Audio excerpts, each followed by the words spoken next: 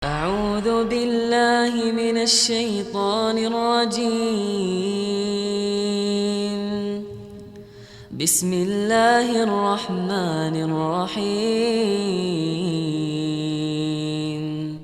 Wa antaral hufata dan bahwa tara engkau melihat hufata engkau melihat orang tidak beralas kaki, jamu hafin wa huwa min la na'la birijlihi, orang yang tidak pakai sendal disebut hufat. Al-urata engkau melihat orang yang tidak bersendal, al-urata enggak pakai baju. Al-urata jamu arin, telanjang, maaf. Wa huwa arti urata la syai'a ala jasadihi, enggak ada apa-apa di jasadnya, enggak ada penutup tubuh.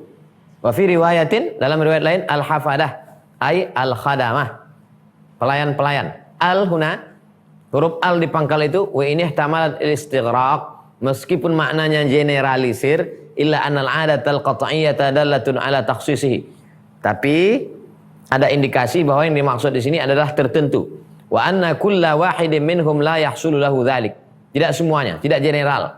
Fal aula kaunuha lil ma'hud indal mukhatabin, yang dimaksud di sini adalah orang tertentu. Au li ta'rifil mahiyah, atau sebagai penjelasan makna. Al-alatu taral hufata, engkau melihat ada orang tidak bersendal. Urata tidak berpakaian. Al-alata miskin. Alata bitakhfil lam, alata jam'ail, artinya miskin, iftaqar, butuh. Sebagaimana dalam surat Ad-Duha, wa wajadaka ailan fa'aghna, a'ala kathrat iyaluhu, banyak anaknya, tidak bisa cari makan, susah. Ri'a asya, engkau melihat orang tidak bersendal, no sandal, tidak berpakaian, miskin, terus ri'a sya, ri'a bikasri awalihi, baris bawah ri, wabil muddi jam'i ra'in, ri'a mengembala. Wa yujma' aidan ala ru'at, jamak dari ra'in, ri'a dan ru'at. Bidhammi awalihi, baris dhammah ru'at. Wa ha akhiruhu ma'al qasri, wa ra'i al-hifzu, pengembala. Arti mengembala, menjaga. Saya mengembala kambing, menjaga kambing. Kalau ada pengembala jual kambing, bukan pengembala. Asya, jamak dari syatun, jam'u syatin, kambing. Orang nggak pakai sendal, nggak pakai baju, miskin, mengembala kambing. Wa huwa minal jumu' allati yufarriqu bainaha wa baina wahidiha bil ha'. Pemisah, yang memisahkannya itu huruf ha. Satu sya, satu syah. Wa fi riwayat Muslim, dalam riwayat Muslim, ru'aul buhmi, jam'u bahmah, bi fathi awalihi, baris awalnya ba, bahmah, sigharud dha'ni wal ma'iz, artinya pengembala anak kambing dan anak domba. Wa qad yakhussu bil ma'iz, dikhususkan dengan ma'iz, kambing. Wa fi riwayatil Bukhari, dalam riwayat Imam Al-Bukhari, dalam Sahih Bukhari, ru'aul ibil al-buhmi, pengembala onta, bi dhammi awalihi jam'u bahim, qila majhul. Wal aula, yang lebih utama, annahul aswadus sarf, berwarna hitam. Wa fi raf'u sifat ru'a li'anna al-adamah ghalibu alwanil arab, warna kulit kecoklatan itu warna mayoritas kulit orang Arab. Wal jarru sifatun lil ibil, sifatun lil ibil. Wa khussa mutlaqur ri'a li'annahum adhafun nas. Mengapa disebutkan di sini pengembala? Mengapa dipilih profesi pengembala? Nggak bersendal, nggak pakai pakaian, miskin, pengembala. Mengapa digunakan kata pengembala? Li'annahum adhafun nas, karena mereka orang paling lemah. Pengembala orang paling lemah. Mungkin di tempat kita nggak ada lagi pengembala. Pengembala kambing nggak ada. Wari'a usya, pengembala kambing. Li'annahum adhafur ri'a. Yang paling profesi yang paling rendah pengembala. Di antara pengembala itu pengembala sapi, pengembala onta, yang paling rendah lagi pengembala kambing. Nggak pakai sendal, nggak pakai pakaian, miskin, pengembala kambing. Tak ada lagi orang di bawah ini. Wa min thamma qila, oleh sebab itu disebutkan dalam riwayat lain, ri'a sya' ansab bisyaq, lebih sesuai min ri'a'il ibil. Ru'a'il ibil. Lebih sesuai daripada ri'a'il ibil. Lebih sesuai daripada ri'a'il sya', pengembala kambing, lebih sesuai dengan konteks daripada pengembala onta. Fa innahum ashabu fakhrin wa khuyala. Karena pengembala onta itu masih ada bangganya, masih ada sombongnya. Ini onta-onta gembalaan saya. Kalau kambing nggak bisa. Walaisu 'allatan wala fuqara ghaliban. Pengembala onta biasanya tidak miskin, tidak fakir. Wa yujabu bi anna fakhrahum innama huwa binisbati li ru'a'i sya'. Tapi ini pun dijawab. Pengembala onta bisa nyombong hanya kepada pengembala kambing aja. Ke yang lain nggak bisa juga. La li ghairir ra'a. Tapi untuk pengembala yang lain nggak bisa. Fal qasdu hasilun bi dzikri mutlaqir ri'a. Maka tujuan tercapai bahwa yang dimaksud di sini adalah pengembala secara umum. Walakinnahu bi ri'a isya'i ablagh. Akan tetapi pengembala kambing lebih sesuai, lebih cocok, lebih pantas, lebih layak. Fa in qulta, kalau engkau berkata al-qissatu ghairu muta'addidah. Peristiwa ini terjadi tidak berkali-kali. Sekali saja. Fa kaifal jam'u bainar riwayataini? Nabi menyampaikan hadis ini sekali.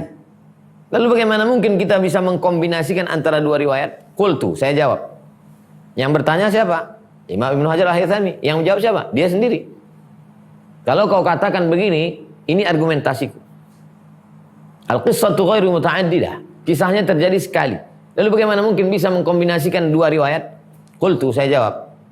Yahtamilu annahu sallallahu jama'a bainahuma. Ada kemungkinan Nabi SAW yang mengkombinasikan antara keduanya. Faqala, Nabi berkata, ri'aul ibili wasya'i. Wah di situ. Pengembala kambing, pengembala onta dan kambing. Fahafidha rawin al-awwala wa akharu tsani. Riwayat hadis ini dua. Riwayat pertama menyebutkan pengembala kambing, riwayat kedua menyebutkan periwayat onta. Maka tidak ada kontradiktif antara keduanya karena sebetulnya Nabi menyebutkan dua-duanya. Maka dari hadis, dari kitab ini juga bisa membahas tentang bagaimana metode mengkombinasikan antara dua hadis yang berbeda matan. Nah, ada ilmunya di sini. Walaupun beliau tidak mengatakan inilah metode, ya itu anak TK. Mahasiswa itu bisa membaca lalu menemukan itu. Oh, terus. Kalau kisahnya satu, terjadi dua riwayat. Bagaimana sikap seorang ulama? Ini. Engkau nanti sebelum hari kiamat terjadi melihat ada orang nggak pakai sendal, nggak pakai pakaian, miskin, mengembala kambing. Apa kerja dia? Ya tatawaluna fil bunyan. Lomba-lomba bangun bangunan yang tinggi-tinggi. Loh, apa maksudnya? Ya tatawaluna fil bunyan.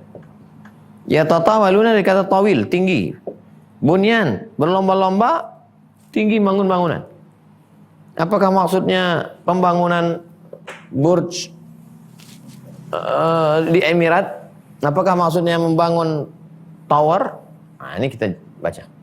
Wa hadza kinayatun an kaunil asafil. Ini adalah kata kiasan. An kaunil asafil, tentang orang-orang yang sebetulnya rendah. Asfal, asafil rendah. Gak pakai sendal, gak pakai baju, miskin, mengembala kambing. Yasiruna mulukan, tapi mereka kemudian jadi raja-raja. Aukal muluk, atau mereka seperti raja-raja. Ai, maknanya, iza ra'aita ahlal badiyati, kalau kau lihat orang kampung, orang badui, al-ghalibi alaihim al-faqr, Sebagian besar mereka itu fakir. Wa asbahahum, atau seperti itu. Min ahlil hajati, mereka sebetulnya orang yang butuh. Wal faqati, fakir, susah, miskin. Qad malaku ahlal hadirati, kalau mereka bisa menguasai orang yang berperadaban, bil qahri wal ghalabah, dengan cara kekuasaan, menguasai orang, fakasurat amwaluhum, harta mereka menjadi banyak, wattasa'a fil hitami amaluhum, lalu kemudian pula kekuasaan mereka menyebar, fatafarraqa himamuhum ila tasydidil mabani, maka lalu kemudian mereka berlomba-lomba untuk membuat bangunan-bangunan yang kokoh, yang hebat. Wa hadmi arkanid din, mereka menghancurkan agama. Bi adamil amal, dengan tidak beramal. Bi ayil masani, tidak mengamalkan firman Allah Subhanahu wa taala. Fadzaka min alamatis saah, itu adalah tanda-tanda hari kiamat. Jadi kalau ada orang mengaitkan hadis ini, penjelasan ini dengan pemerintah Saudi Arabia, yang dulu nenek moyang mereka adalah para pengembala-pengembala kambing. Lalu kemudian mereka menjadi berkuasa. Jadi berkuasa. Berlomba-lomba mendirikan bangunan. Nah, itu kan ada penjelasan. Cobalah tonton di YouTube. Ada yang menjelaskan begitu. Maksud hadis ini adalah, Nabi nggak ada nyebut itu. Itu adalah interpretasi. Apakah benar? Wallahu a'lam bishawab. Saya tak berani. Saya hanya membacakan aja. Wa min thamma sahha. Wa min thamma sahha. Oleh sebab itu benarlah hadis. La taqumus sa'atu. Tidak akan terjadi hari kiamat. Hatta yakuna as'adun nas bid dunya. Sampai as'adun nas bid dunya, yang paling bahagia di dunia ini adalah Laka' bin Laka'. Apa maksudnya Laka' bin Laka'? Laim bin Laim. Orang yang dicela, anak dari orang yang dicela. Bapaknya dulu tercela, anaknya juga tercela. Mereka orang-orang yang bahagia di dunia. Kenapa? Karena mereka sebelumnya tercela, hina, rendah, miskin, susah, tapi kemudian berkuasa, dan dengan kekuasaan itu hidup semena-mena. Wasahha aidan. Sahih juga hadis yang berkata, man min asyratis sa'ah, di antara tanda hari kiamat, antu dha'al akhyar wa turfa'al asyraru. Orang-orang pilihan dijatuhkan, orang-orang jahat diangkat. Orang-orang pilihan, orang-orang berakhlak dijatuhkan, dihinakan. Orang-orang yang jahat diangkat, dihormati, dimuliakan. Nah, itu udah dekat hari kiamat. Wa qad balagha sallallahu alaihi wasallam fi riwayatin min fi tahqirihim. Dalam satu riwayat Nabi SAW amat sangat menjelaskan tentang bagaimana kehinaan mereka. Fa wasafahum bi annahum summun bukmun. Nabi menyebut mereka tuli, bisu, buta, ay jahalatun ra'a. Mereka adalah orang-orang jahil. Lam yasta'milu asma'ahum, mereka tidak menggunakan telinga pendengaran mereka, wala alsinatahum, lidah mereka fi ilmin, untuk ilmu pengetahuan. Tak mau dengar ilmu, tak mau ikut pengajian. Wa nahwi min amri dinihim, tak mau peduli pada ulama, tak mau mengkaji Al-Quran. Fali adami husuli samaratai sam'i wal lisan, karena tidak menggunakan telinga dan lidah, saru ka'annahum adamuhuma, maka mereka seperti orang yang tak bertelinga, tak berlidah, tak bermata, tak berotak, tak berhati, tak berfikiran. Wa min sama qala Allah Ta'ala fi haqqihim, oleh sebab itu Allah berfirman tentang mereka, ulaika kal an'am, mereka seperti binatang, balhum adall, bahkan lebih hina daripada binatang.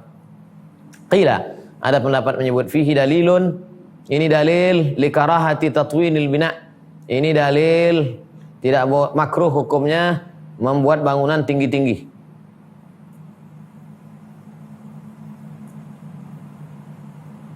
Dalil likarahati tatwilil bina.